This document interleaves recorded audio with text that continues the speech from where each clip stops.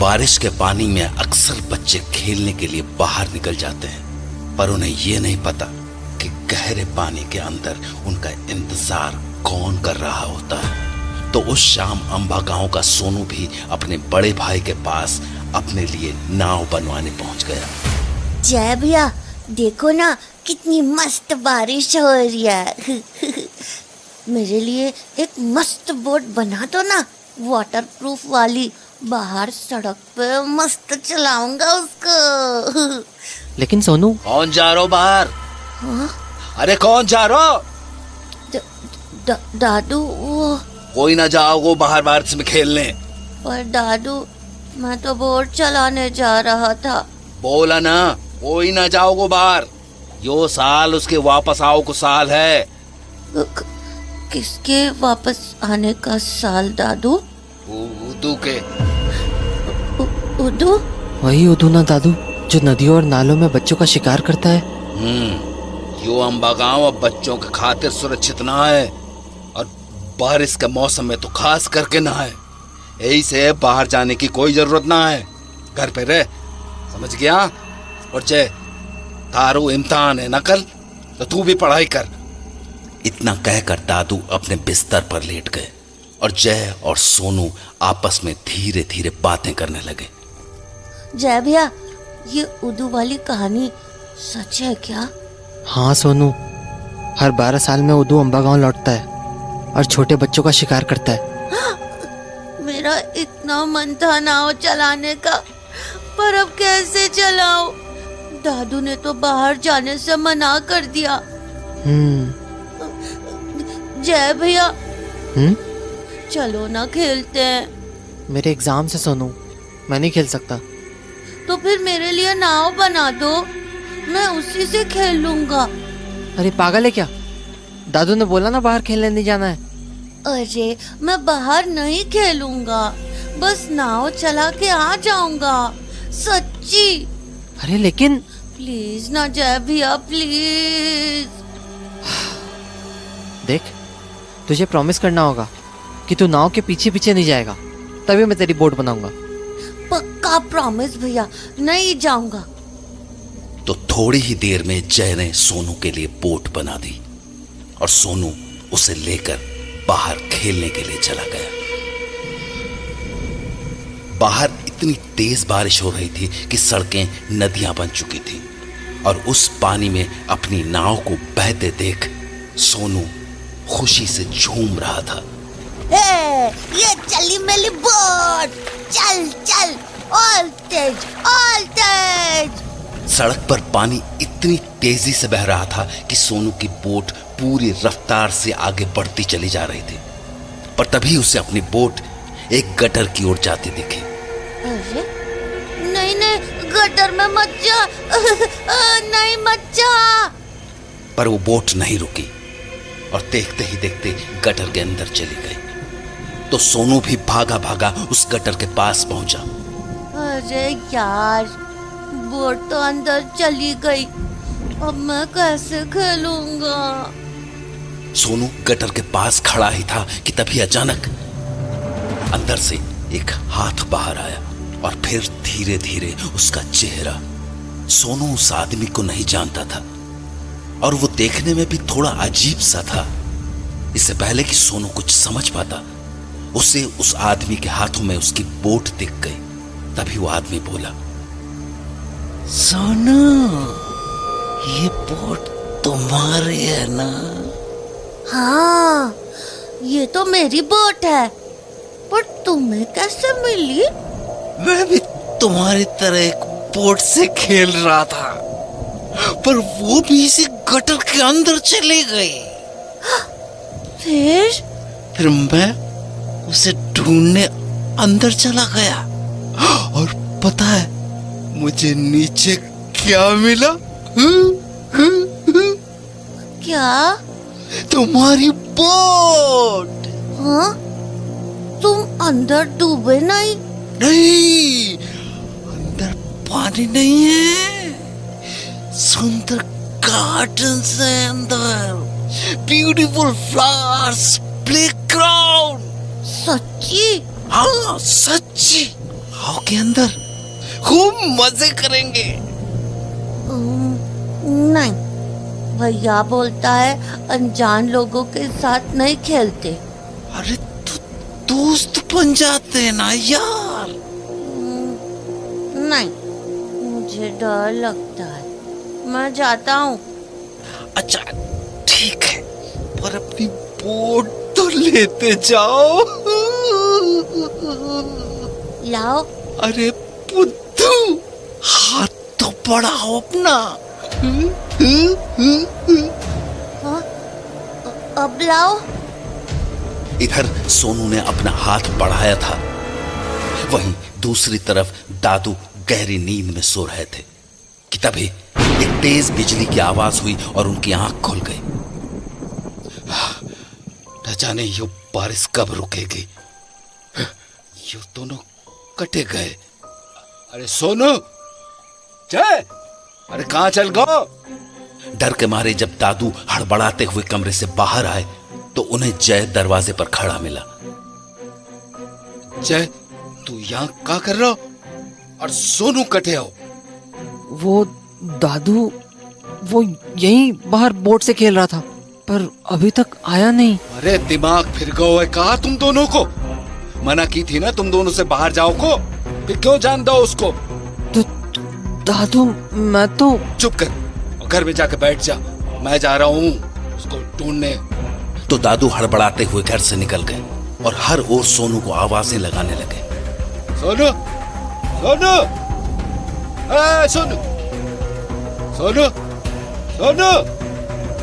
पर सोनू का कोई जवाब नहीं आया। फिर घर से थोड़ी दूर गटर के पास दादू को सोनू की बोट मिली, जिसके ठीक ऊपर एक लाल गुब्बारा हवा में तैर रहा था। उस गुब्बारे को देखकर दादू का दिल बैठ गया, क्योंकि अंबा गांव में लाल गुब्बारे को उदू की निशानी माना जाता था। तो हताश होकर दादू ने वो पेपर बोट उठाई और घर लौट आए। उनके घर लौटते ही जय बोल पड़ा, दादू, सोनू कहाँ है? कहाँ गया वो? दादू। जय लगातार सवाल करता रहा, पर दादू ने कोई जवाब नहीं दिया और जय के हाथों में सोनू की बोट थमाते हुए अपने कमरे में चले गए। ये तो वही बोट है जो मैंने सोनू के लिए बनाई थी। दादू, बताओ ना, कहाँ है सोनू? दादू। दादू कुछ नहीं बोले और जय ने पूरी रात उनके जवाब के इंतजार में बिता दी। अगली सुबह जब वो स्कूल गया तो एग्जामिनेशन हॉल में उसका दोस्त मोंटी उससे बोला, ए जय, एग्जाम की तैयारी कैसी है? क्या हुआ? तेरा मुंह क्यों उतरा हुआ है? सोनू खो गया यार। क्या? खो गया? कैसे? पता नहीं यार, कल बारिश में खेलने गया था बाहर, तब से लौटा ही नहीं है। लौटा ही नहीं मतलब? वो तो घर से दूर जाता ही नहीं कहीं। वही तो, एग्जाम नहीं होता तो मैं उसको ढूंढने चला गया होता। कोई नहीं, तू चिंता मत कर, पेपर देते हैं उसके बाद ढूंढने चलेंगे। ठीक है, तो पेपर के बाद मेरे घर पे आ जाना, उधर से उसे ढूंढने चलेंगे। ठीक है, चल अभी के लिए ऑल द बेस्ट। तुझे भी। तो उसके बाद जय अपनी सीट पर चला गया और एग्जाम शुरू होने पर मोंटी भी अपना पेपर लिखने लगा। पर तभी उससे अपने पीछे से एक आवाज आई, मोटे, मोटे। वो आवाज ओम की थी, जो स्कूल का सबसे बड़ा गुंडा था और बदकिस्मती से वो मोंटी के ठीक पीछे ही बैठा था। अबे मोटे, सुनाई नहीं दे रहा क्या? क्या हुआ? चुपचाप मुझे अपनी कॉपी दिखा, मुझे कोई भी सवाल नहीं आ रहा है। पर क्या पर कर रहा है? देख, तूने कॉपी नहीं दिखाई ना, तो तेरा वो हाल करूंगा कि घर जाने लायक नहीं बचेगा, समझा?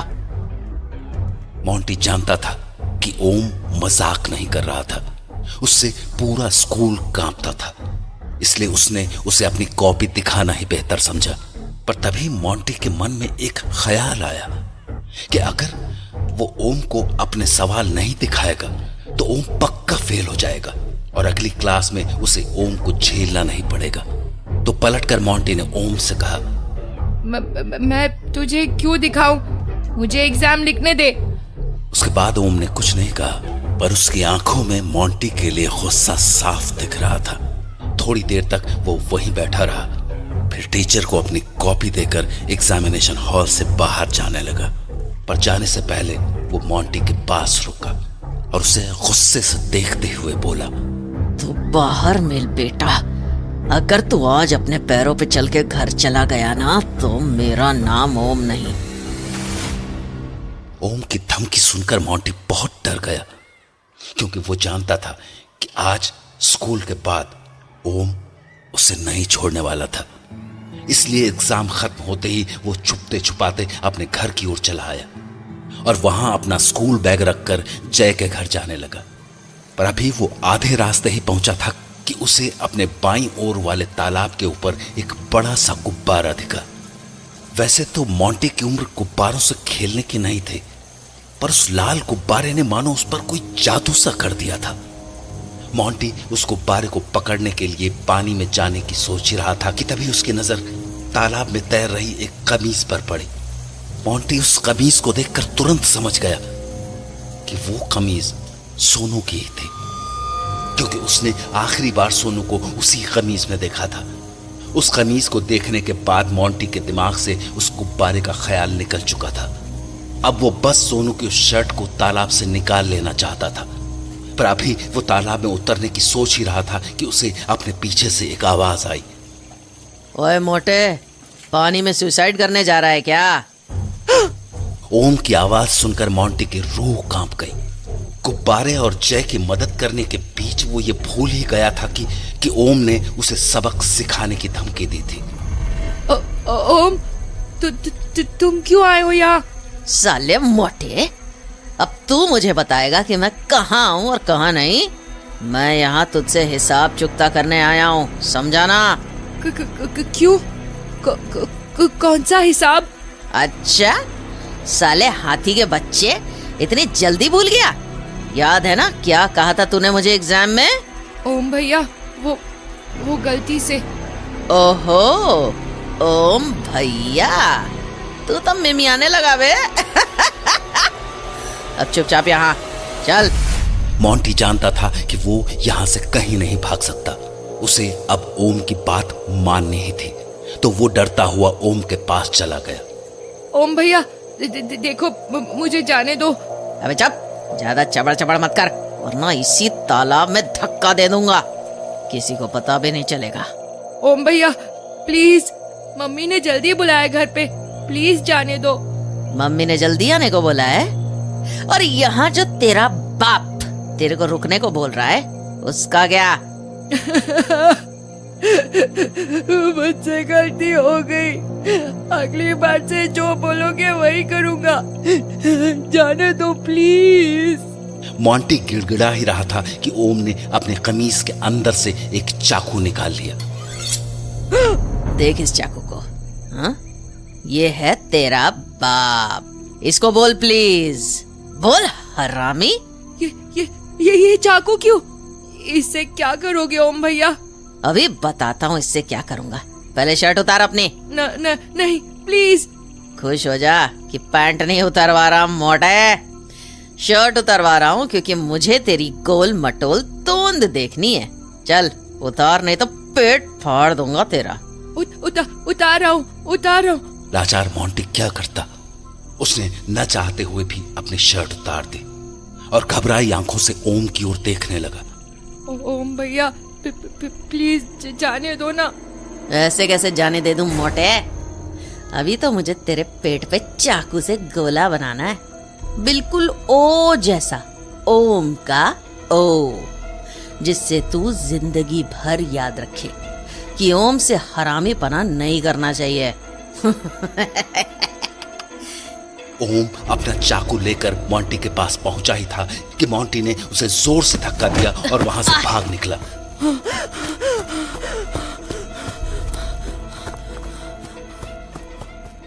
वहीं दूसरी ओर जय अपने कमरे में बैठा मोंटी का इंतजार कर रहा था कि तभी, हाँ, ये कैसी आवाज है? मोंटी, तो क्या हुआ तुझे? ऐसे जमीन पर क्यों बैठा है? जय, अरे तेरी सांस क्यों फूल रही है? तू अंदर आ। तो जय ने मोंटी को अपने बिस्तर पर बैठा दिया और उससे सवाल पूछने लगा। मोंटी क्या हुआ तुझे? इनहेलर। हाँ? देखो तो अस्थमा का दौरा पड़ रहा है। इनहेलर कहाँ है तेरा? हर समय तो रखता है तू। गिर गया। अरे यार,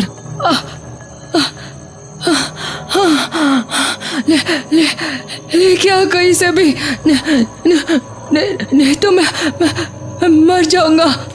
ऐसा मत बोल यार, मैं मेडिकल स्टोर से लाता हूँ, रुक। पर पैसे? अरे दादू की उठा लूंगा, तू चिंता मत कर, मैं 2 मिनट में आया। तो उसके बाद जय ने अपनी साइकिल उठाई और उसे भगाता हुआ मेडिकल स्टोर पहुंच गया। भैया वो इनहेलर दो ना, अस्थमा वाला। देता हूँ, ढूंढने दे। जल्दी दे दो भैया, बहुत जरूरी है। हाँ ये ले, 150 रुपया। 150? भैया 100 ही है मेरे पास, 50 बाद में दे दूं। अभी ये ले जाने दो प्लीज। हाँ हाँ ठीक है, ले जा। तो मेडिकल स्टोर से इनहेलर लेकर जय सीधा मोंटी के पास आ गया और उसे इनहेलर पकड़ा दिया।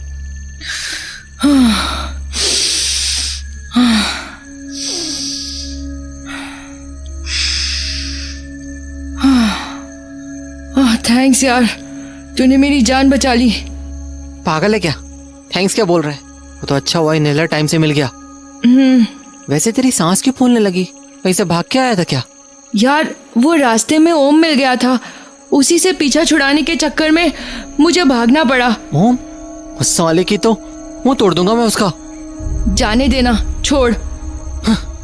अभी सोनू होता तो शोर मचाता रहता। पता नहीं कहाँ होगा बेचारा। अरे हाँ, एक बात तो मैं तेरे को बताना भूल ही गया। क्या? मेरे को उसकी टी शर्ट मिली थी। सोनू की टी शर्ट मिली तुझे? कहाँ? वो पुराने तालाब में तैरते देखा मैंने। क्या सच में? हाँ यार, वही येलो वाली टी शर्ट पानी में बह रही थी। तो तूने ऐसे ही पहने दिया उसे? यार वो तालाब कितना गहरा है तुझे पता है ना, और मेरे को तो तैरना भी नहीं आता है, पर ना मैं सोच रहा था कि जरा सा पानी में उतर के उसे निकाल लूं, पर तभी वो साला ओम वहां आ गया और मुझे वहां से भागना पड़ा। लेकिन तू तो स्कूल के बाद मेरे घर आने वाला था ना, फिर तालाब के पास क्यों गया था? अरे वो रास्ते में मुझे तालाब के पास एक लाल गुब्बारा दिखा, तो पता नहीं क्यों मैं उसे लेने चला गया। क्या? लाल गुब्बारा? हाँ, क्यों? यार मोंटी, वो दादू बोल रहे थे जहाँ से सोनू गायब हुआ ना, गटर के पास, वहां भी वही लाल गुब्बारा देखा था उन्होंने। क्या मतलब है तेरा? दादू बोल रहे थे कि वो लाल गुब्बारा उदू की निशानी है। उदू? वो जो हर 12 साल में अम्बा गांव में आता है? हाँ, दादू कह रहे थे कि उदू वापस लौट आया है और शायद सोनू को उदू ही ले गया है। ऐसा मत बोल यार, देखना सोनू बहुत जल्दी मिल जाएगा, भरोसा रख। उसके बाद कुछ ही देर में मोंटी अपने घर चला गया, पर अब तक तालाब में सोनू की कमीज मिलने की खबर पूरे अम्बा गांव में फैल चुकी थी।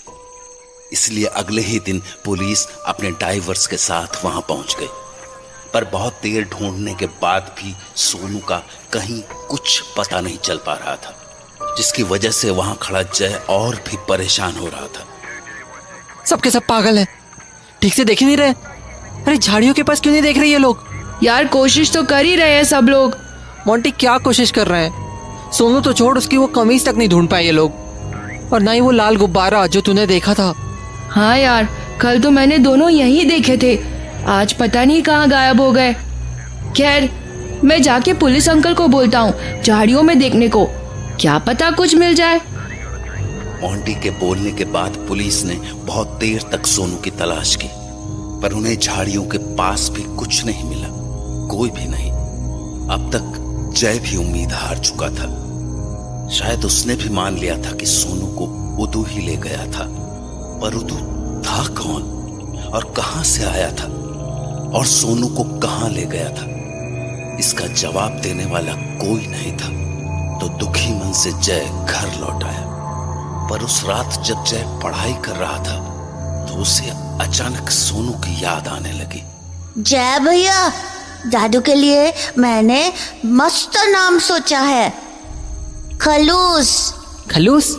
अले खलूस नहीं, खलूस। क्या मस्त नाम है, खलूस। सोनू की हंसी याद करते करते जय की भी हंसी छूट गई। और हंसते हंसते उसे लगा कि उसके साथ कोई और भी हंस रहा है, जबकि वहां तो सिर्फ वो ही था। कौन कौन है ये?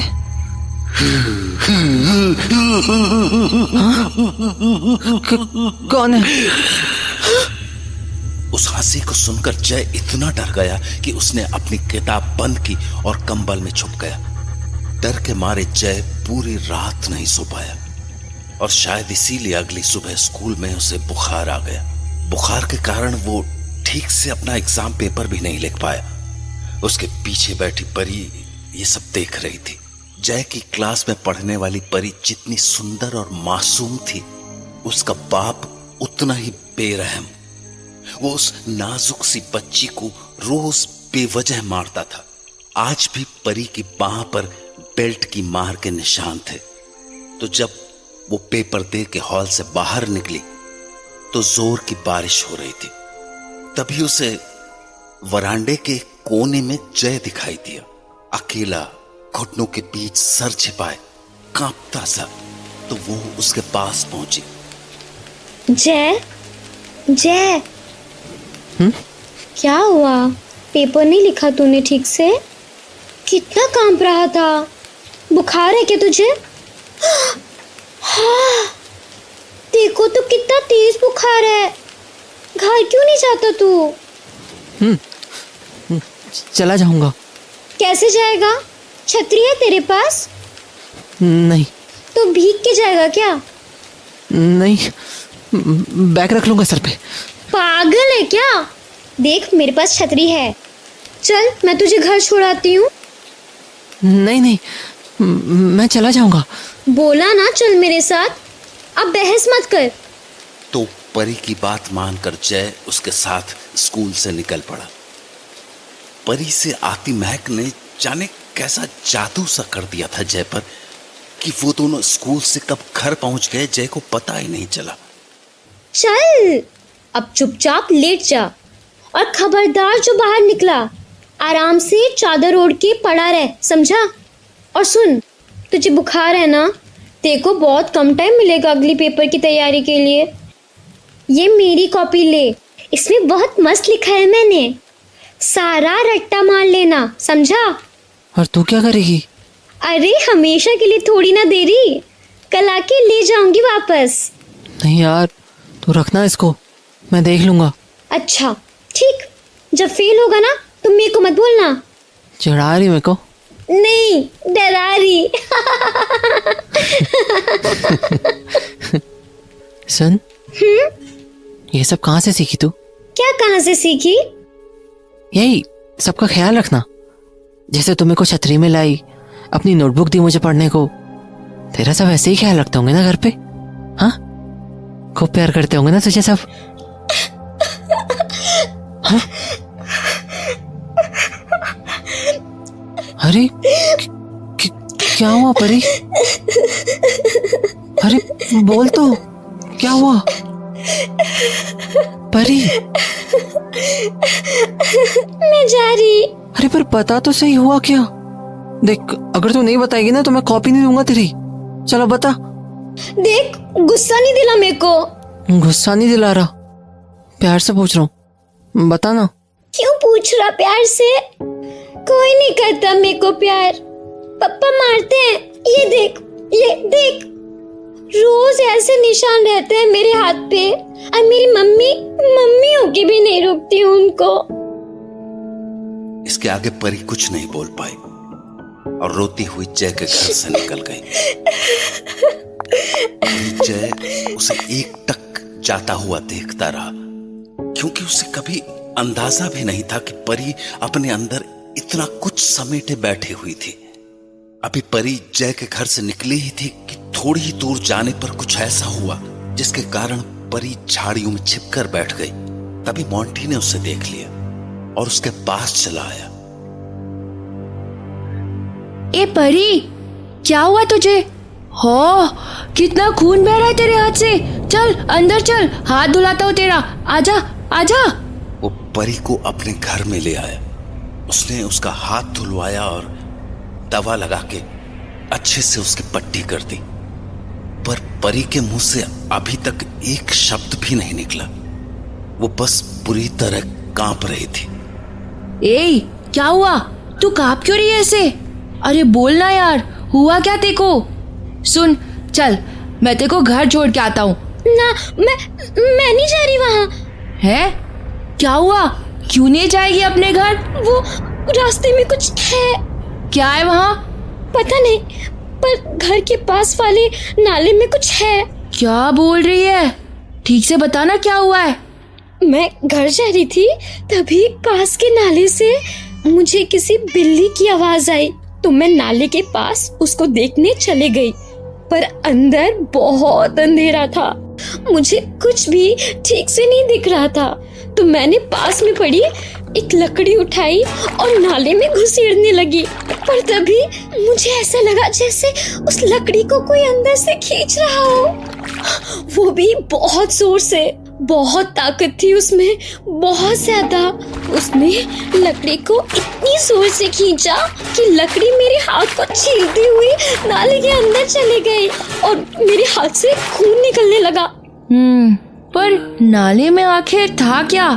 यही तो मैं सोच रही थी कि तभी नाले के अंदर से कोई बोला, मैं आ गया हूँ मेरी बच्ची, तेरे बहुत पास आ गया हूँ। अब तू नहीं बचेगी ना।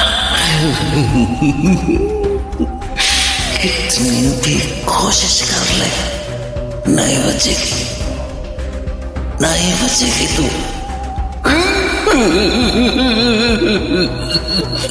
नहीं बचेगी। परी इतनी डर गई थी कि वो बिना रुके बस रोए जा रही थी। चुप हो जा परी, चुप हो जा। देख, अब तो तू मेरे घर पे है ना, डर मत, कुछ नहीं होगा तुझे। और वैसे भी इतनी सुंदर लड़की रोते हुए थोड़ी ना अच्छी लगती है। रोते हुए तो कोई भी अच्छा नहीं लगता। अरे मैं लगता हूँ ना, मैं रोते हुए बहुत मस्त लगता हूँ। सच्ची, तूने देखा नहीं है कभी? जब बच्चे चिढ़ाते हैं मेरे को, बहुत मस्त रोता हूँ मैं।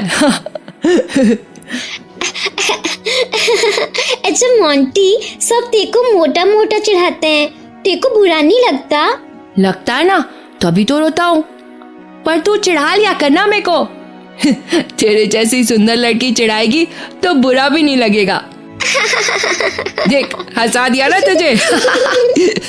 हंसा दिया ना। पता है मोंटी, जैसा सब बोलते हैं ना तेरे लिए, तू वैसा नहीं है। तू अच्छा है। मजाक कर रही है ना तू? मैं फालतू मजाक नहीं करती पागल, तू सच्ची अच्छा है, बहुत अच्छा। परी के मुंह से ये बात सुन के मोंटी बहुत खुश हो गया। उसने थोड़ी देर तक परी से बातें की और फिर उसे घर छोड़ आया। पर अगले दिन मोंटी पूरे दिन लाइब्रेरी में बैठा रहा, क्योंकि उसे परी के लिए एक चिट्ठी लिखनी थी।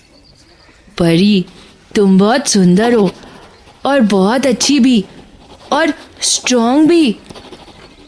मोंटी अपनी चिट्ठी लिखने में इतना मगन हो गया था कि उसे अंदाजा भी नहीं हुआ कि कब शाम के 4 बज गए। तभी लाइब्रेरियन मैम ने मोंटी को आवाज लगाई। मोंटी, चलो बेटा अब कल आना, लाइब्रेरी के बंद होने का टाइम हो गया है। हाँ, अभी? पर मैम, अभी तो 4 ही बजे है, लाइब्रेरी तो 6 बजे बंद होती है ना। तुमने नोटिस नहीं पढ़ा? नोटिस? हाँ, वो देखो, पुलिस ने नोटिस भेजा है कि 5 बजे के बाद अंबा गांव का कोई बच्चा घर से बाहर नहीं निकलेगा। हाँ, पर क्यों मिस? इधर आओ, बैठो मेरे पास, बताती हूँ। तो मोंटी लाइब्रेरियन मैम के पास जाकर बैठ गया। बेटा, अंबा गांव की हालत बहुत सीरियस है। पिछले दिनों जय के भाई सोनू के अलावा और भी 4 बच्चे गायब हुए हैं अंबा गांव से। हाँ, क्या 4 और बच्चे? हाँ, और उन सभी के कपड़े नालों में मिले। नालों में? क्यों? क्योंकि वो नालों से ही गायब हुए थे मोंटी। ये काम उदू का है। उदू? हाँ, 12 साल बाद उदू फिर से जाग गया है और अंबा गांव के बच्चों का शिकार कर रहा है। बच्चों को ढूंढते हुए वो उनके पास नालियों के रास्ते ही पहुंचता है। लाइब्रेरियन मैम के मुंह से नाली के रास्ते वाली बात सुनकर मोंटी के होश उड़ गए। उसे ध्यान आया कि परी को भी वो आवाज नाली से ही आई थी। मोंटी समझ चुका था कि हो न हो उस नाली में उदू ही था। पर यह सब सोचते हुए जब वो अपनी सीट पर वापस पहुंचा तो उसकी वो चिट्ठी वहां से गायब हो चुकी थी। कहाँ गई वो चिट्ठी? कहाँ गई? हड़बड़ाता हुआ मोंटी चिट्ठी को इधर उधर ढूंढ ही रहा था कि तभी लाइब्रेरियन मैम ने दोबारा आवाज लगाई। मोंटी बेटा, जल्दी से सामान समेटो और घर जाओ। हाँ मैम। मोंटी परेशान होके उस चिट्ठी को हर जगह ढूंढने लगा। तभी उसकी नजर बगल वाली खिड़की की ओर गई और उसे खिड़की से बाहर वही लाल गुब्बारा दिखा जो उसने तालाब के पास देखा था। उदू! मोंटी बेटा, जल्दी करो, बाहर निकलो।